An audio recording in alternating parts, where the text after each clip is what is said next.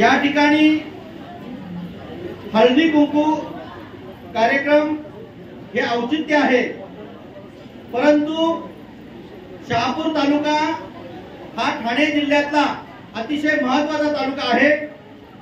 जवळजवळ ठाणे जिल्ह्याचं जे क्षेत्रफळ आहे 4721 चौरस किलोमीटर, त्यापैकी 40% क्षेत्रफळ या तालुक्याचं हे शहापूर तालुक्याने व्यापलेलं आहे।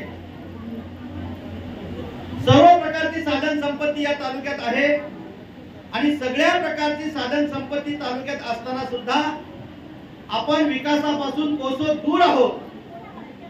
आणि खास करून आमच्या तालुक्याची आजची स्थिती काय आहे हे पाहण्यासाठी, ते ऐकण्यासाठी आणि त्याच्यावर काय उपाययोजना करता येईल याकरता खास करून अशोकदादा वालम केवळ हळदी कुंकू या ठिकाणी एक औचित्य साधून या ठिकाणी आपल्या मार्गदर्शन करण्यासाठी आलेले आहे। सगळ्यात महत्त्वाची गोष्ट सांगतो, मधल्या काळामध्ये मी दादांना सांगितलं, दादा डोळखाम ते भिवंडी अंतर 80-90 किलोमीटर आहे। 90 किलोमीटर आमचा तरुण जातो, 90 किलोमीटर परत येतो, 180 किलोमीटरचा प्रवास करतो आणि 180 किलोमीटरच्या प्रवासात आणि 12 तास ड्युटी, 15,000 पगार, रोजगाराच्या संधी नाहीत आमच्याकडे। दादा म्हटले की आता समृद्धी सारखा महाप्रकल्प तुमच्या जवळून जातो आणि एवढ्या जवळून जात असताना सुद्धा रोजगाराच्या संधी जर उपलब्ध नसतील तर सरकारचे कान पकडायला सुद्धा आपण कमी पडायचं नाही। त्याकरता तुम्ही पुढाकार घ्या आणि उद्योग मंत्र्यांना सांगून दादांनी पहिलं काम केलं तर शहापूर तालुक्यातल्या 10 ठिकाणी त्या ठिकाणी औद्योगिक वसाहती निर्माण करायच्या, MIDC निर्माण करायच्या आणि त्या MIDC निर्माण करताना जी गावं समृद्धी लगत आहेत त्यांचा समावेश केला, पण त्याचा समावेश केला नाही तर साडगाव आणि वेळोली बुद्रुक ही माझी गावं आहेत, त्याही 2 गावांचा समावेश करून आमच्या भागाला सुद्धा न्याय दिला। त्याबद्दल मी दादा आपले मनपूर्वक धन्यवाद या ठिकाणी व्यक्त करतो।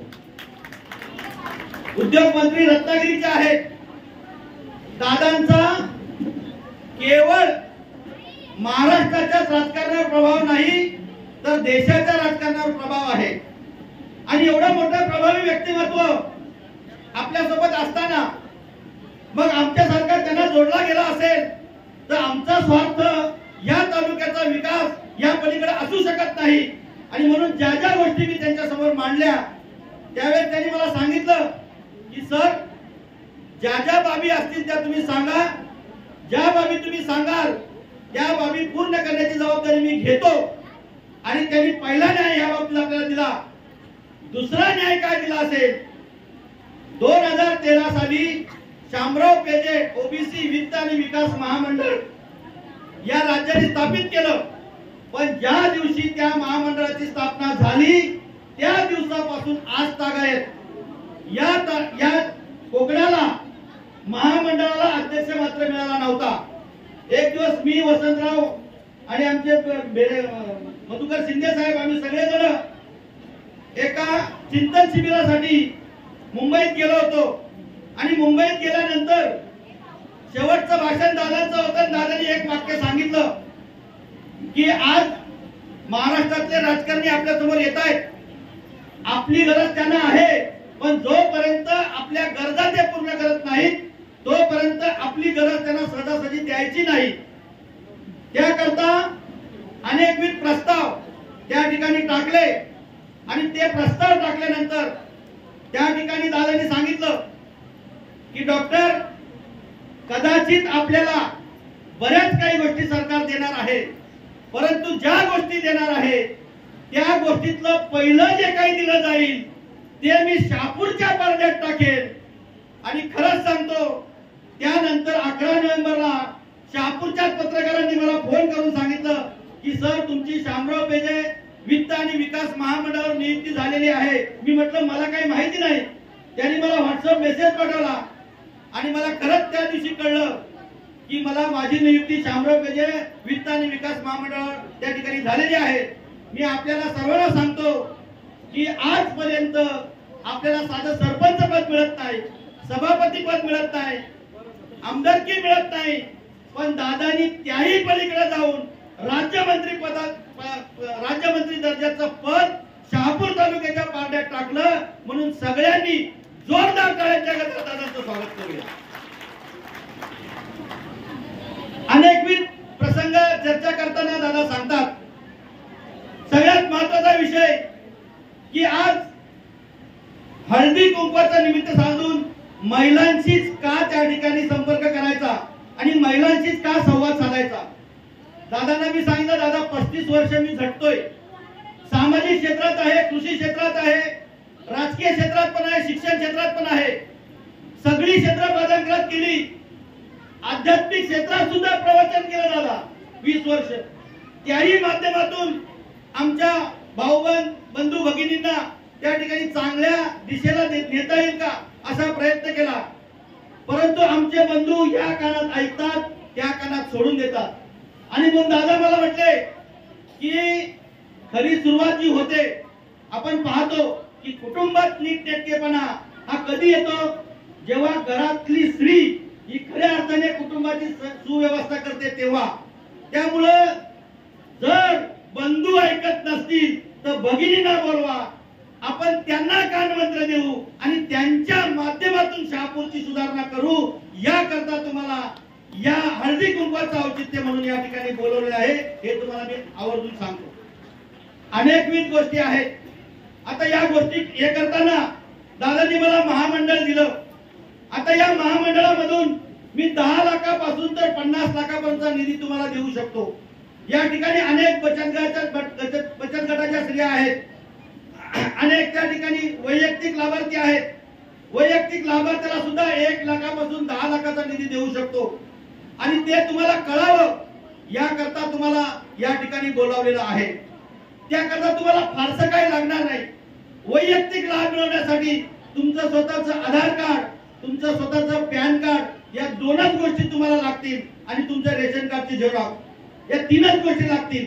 या 3 गोष्टी जरी तुम्ही घेऊन आलात तर अगदी शिलाई मशीनचा उद्योग असेल, पापड लोणच्याचा उद्योग असेल, भाजीपाल्याचा उद्योग असेल, त्याही पलीकडचा मोठा उद्योग तुम्हाला करायचा असेल तर बचत गटाच्या माध्यमातून सामूहिक तुमचं हे असेल तर 50 लाखापर्यंतचा निधी सुद्धा तुम्हाला त्या ठिकाणी दिला जाईल. आणि त्याच्यावर 1% सुद्धा व्याज आकारलं जाणार नाही.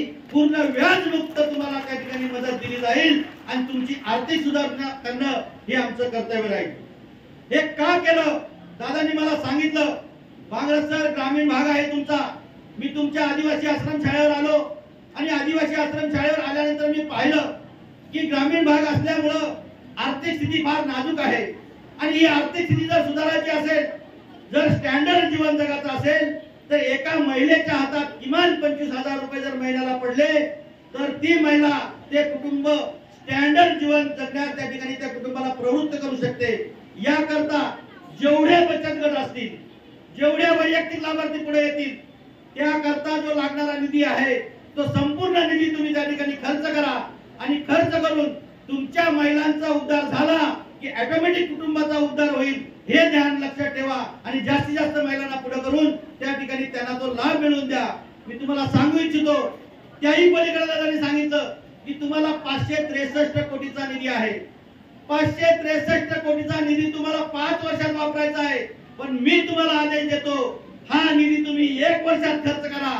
तुम्हाला आतमध्ये जायला लागलं तरी हरकत नाही, तुम्हाला सोडवायचं काम मी करेन. पण त्या महिलांच्या विकासाला कुठेही खुंट लावून देऊ नका. त्या महिलांचा विकास, त्या कुटुंबाचा विकास थांबणार नाही याची काळजी घ्या. अशा प्रकारचे आदेश दादांनी मला दिले आणि मी त्याचं काटेकोर पालन करण्याचं या ठिकाणी कल्पनाताई, भांडेताई, पाटीलताई मी प्रयत्न त्या ठिकाणी करत आहे. आणि म्हणून मी तुम्हाला खास करून याकरता बोलावलं की आज या सगळ्याच महिला आयडॉल आहेत. पण तुमच्यासारख्या अनेकविध महिला आहेत की ज्या सामाजिक क्षेत्रामध्ये काम करतात. तुम्ही अनेक कुटुंब उभी केलेली आहेत. त्याही पलीकडे जाऊन अनेक कुटुंब उभं करण्याची तुमची उमेद आहे. तुमची साथ जर मला मिळाली तर त्याही माध्यमातून मला त्या कुटुंबांचा उद्धार करता येईल. याकरता आवर्जून तुम्हाला या ठिकाणी बोलावलेलं आहे. तुम्ही आलात, तुमचंही मनापासून या ठिकाणी मी स्वागत करतो. आता या माध्यमातून आपण, तुम्हाला कल्पना आहे की 2016 पासून आम्ही ओबीसी, राष्ट्रीय ओबीसी महासंघाच्या माध्यमातून धडपड करत असतो. बऱ्याच जणांना वाटतंय की आम्ही धडपडतो. आम्ही धडपडत नव्हतो, आम्ही घडत होतो. आणि घडत असताना आमच्या लक्षात येत होतं की जेव्हा आपण घडू तेव्हा दुसऱ्याला आपण घडवू शकतो. आणि म्हणून हे घडत असताना राष्ट्रीय ओबीसी महासंघाच्या माध्यमातून आम्ही जे कार्य करत गेलो आणि ते कार्य करताना आमच्या लक्षात आलं की आदिवासी बांधवांसाठी एक महात्मा ज्योतिबा म्हणजे आदिवासी बांधवांसाठी एक ट्रायबल रिसर्च संशोधन केंद्र आहे की ज्या माध्यमातून आदिवासी बांधवांचा विकास करता येतो. दलित बांधवांसाठी भारती नावाचा विकास केंद्र आहे, त्याच्या माध्यमातून दलित बांधवांचा विकास करता येतो. मराठा समाजासाठी सारथी नावाची संस्था आहे, त्याच्या माध्यमातून मराठा समाजाचा विकास करता येतो. पण ओबीसी साठी अशी कुठलीही संशोधन संस्था नव्हती. राष्ट्रीय ओबीसी महासंघाच्या माध्यमातून त्या ठिकाणी महात्मा ज्योतिबा फुले संशोधन आणि प्रशिक्षण संस्था महाज्योती नावाने त्या ठिकाणी निर्मिती केली आणि तिच्या माध्यमातून मोठमोठे प्रोजेक्ट, मोठमोठे आपल्याला अनुदान आणि मोठमोठ्या मुलांसाठीच्या स्कॉलरशिप त्या ठिकाणी आपल्याला उपलब्ध होणार आहेत. आणि त्या स्कॉलरशिप कुठेही परतफेड करायच्या नाहीत. मी तुम्हाला सांगू इच्छितो, आपली मुलं मोठ्या प्रमाणात ग्रॅज्युएट झालेली आहेत, इंजिनियर झालेली आहेत, डॉक्टर झालेली आहेत. जर आपला मुलगा इंजिनियर झाला असेल, डॉक्टर झाला असेल, गरीबातला पोरगा जरी असला तरी त्याला पुढचं कलेक्टर किंवा पुढच्या पदावर जर जायचं असेल तर त्याकरता आज आपल्याला आपल्या समाजात एकमेव कलेक्टर लाभले आपले भालचंद्र ठाकरे साहेब. पण असे एकमेव कलेक्टर आपल्याला लाभले असते तर आपल्याला अनेक कलेक्टर निर्माण करायचे आहेत. आपल्या मुलाला जर आपल्याला पुण्याला जाऊन प्रशिक्षण द्यायचं असेल तर या महाज्योतीच्या माध्यमातून आपण 2 लाखाचं फी त्या मुलाची आम्ही भरतो, ती कुठेही तुम्हाला परत करायची नाही. तुमचा मुलगा जर पुण्याला जाऊन त्या शिक्षणासाठी राहत असेल तर महिन्याला 10,000 रुपये त्याला त्या ठिकाणी अनुदान दिलं जातं त्याच्या खाण्यापिण्याच्या सोयीसाठी आणि 12,000 रुपये त्याला भत्ता दिला जातो त्याची काही पुस्तकं किंवा काही खरेदी करण्यासाठी. ती कुठेही परतफेड करायची नाही साहेब. म्हणजे महाज्योतीच्या माध्यमातून ही योजना आहे, परंतु आपल्याला माहित नसतं. आपल्याला वाटतं आपला मुलगा इंजिनियर झाला, डॉक्टर झाला, आज घरीच बसून आहे. पण त्यांनी एमपीएससी यूपीएससीचा अभ्यास केला तर त्यासाठी 100% फ्री अशा प्रकारची योजना आहे. आम्ही ज्यावेळेस जाहिरात करतो, ती जाहिरात काढल्यानंतर त्या जाहिरातीच्या माध्यमातून तुम्ही ज्यावेळेस ऑनलाईन फॉर्म भराल, ते फॉर्म भरल्यानंतर ते जे फॉर्म भरले त्या मुलांचं सिलेक्शन करण्याची जबाबदारी आमच्यावर आहे. म्हणजे मला त्या ठिकाणी बसवलेलं आहे. नक्कीच शहापूर तालुक्यातली मुलं जर पुढे आली तर त्यांना न्याय देण्याचं काम मी त्या ठिकाणी करेल.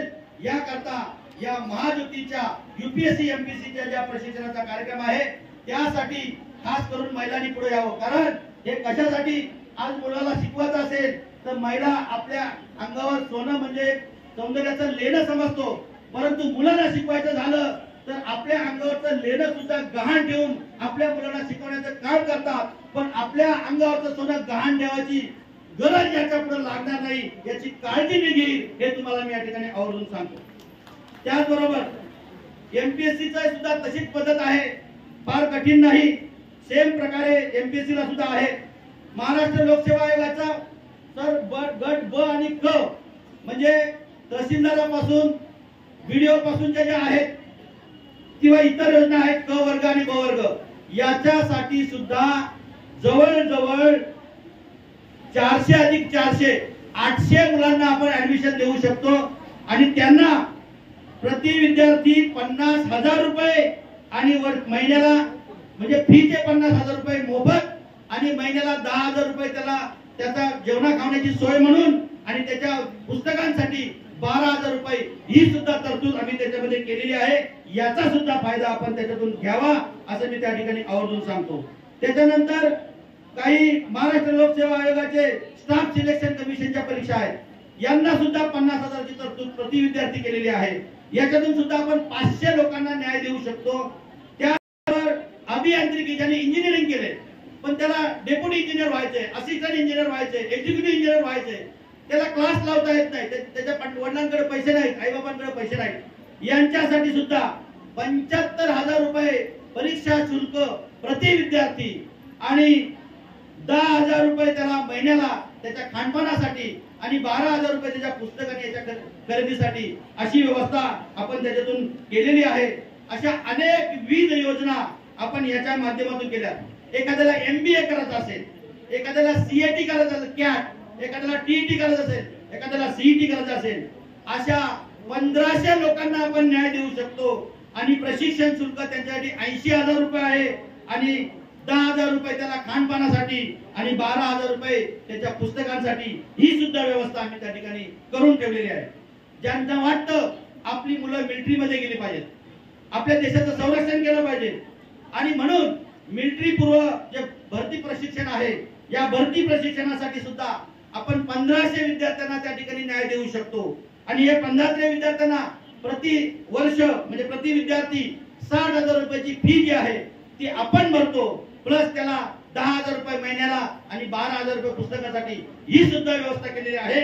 त्यातून आपण जवळजवळ 1500 लोकांना न्याय देऊ शकतो.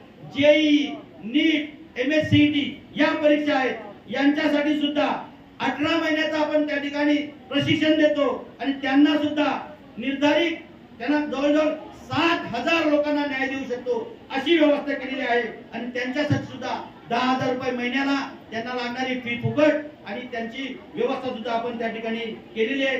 त्याचबरोबर त्यांना मोफत प्रशिक्षणाबरोबर त्यांना टॅब सुद्धा दिले जातात आणि 6 GB चा इंटरनेट फ्री ही सुद्धा व्यवस्था त्या विद्यार्थ्यांसाठी त्या ठिकाणी केलेली आहे. अशा अनेकविध योजना आहेत की ज्या व्यावसायिक वैमानिक शिक्षण असेल, एखाद्याला वाटतं जेव्हा विमान मुलं पाहतात तेव्हा त्यांना वाटतं मी सुद्धा विमानात बसावं, वैमानिक व्हावं, पण ग्रामीण भागातली मुलं ही स्वप्न पाहत नाही. मी तुम्हा भगिनींना सांगू इच्छितो, जर तुमच्या मुलाची इच्छा झाली की त्याला वैमानिक व्हायचंय, त्याला माझ्यापर्यंत घेऊन या. मी दादांना सांगू इच्छितो, दादा एका मुलाला वैमानिक करत असेल तर आपल्याकडं 20 लाखाची तरतूद 25 लाखाची तरतूद एका विद्यार्थ्यासाठी आहे, त्याच्या 18 महिन्याच्या प्रशिक्षणासाठी.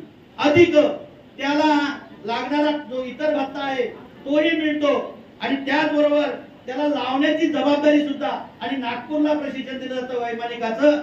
अशा 20 लोकांना आपण 25 लाख रुपये 18 महिन्यासाठी देऊन त्याला तुमचं मुलाला वैमानिक करण्याचं स्वप्न सुद्धा आपण पुरं करू शकतो. आणि अशा ठिकाणी त्या ठिकाणी मला बसवलेलं आहे. मला आपल्या पाल्याची सेवा करायची संधी तुम्ही द्याल आणि तुमच्या पाल्याला त्याला उच्च दर्जाचा अधिकारी, उच्च दर्जाचा वैमानिक, कलेक्टर, MPSC UPSC च्या माध्यमातून मोठं करण्याचं काम ही संधी मला दिली तर नक्कीच मी ते पूर्ण करण्याचा काटोकाट त्या ठिकाणी प्रयत्न करेन अशी ग्वाही देतो. आणि खऱ्या अर्थाने हळदी कुंकू हे औचित्य आहे, त्या औचित्याचा लाभ तुम्ही तुमच्या मुलाच्या अशी आशा करतो आणि येथेच थांबतो. जय हिंद, जय भारत, जय श्रीकृष्ण, जय बळीराज सेना.